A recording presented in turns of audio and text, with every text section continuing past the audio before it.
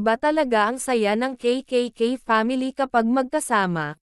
Ngayong araw nga ay makikita si Katrina Halili, Katie at syempre si Chris Lawrence.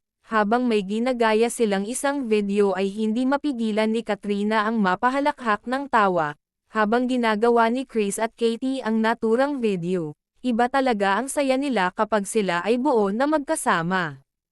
Kapag kasi may free time si Chris Lawrence, ay lagi itong pumupunta sa kanila ni Katrina para bisitahin ang mag-ina.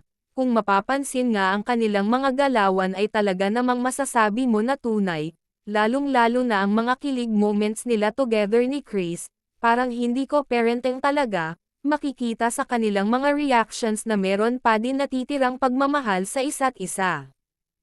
Thank you. Powder na lang. Powder? Parang puro. Joke. Or chocolate mo pa na lang. O sige, paload na lang dito. Kasi sayang yung points, may free coffee. Thank you. Hindi. Ano ba? Maglo-load ka dito. Maglo-load ka. Thank you, siya.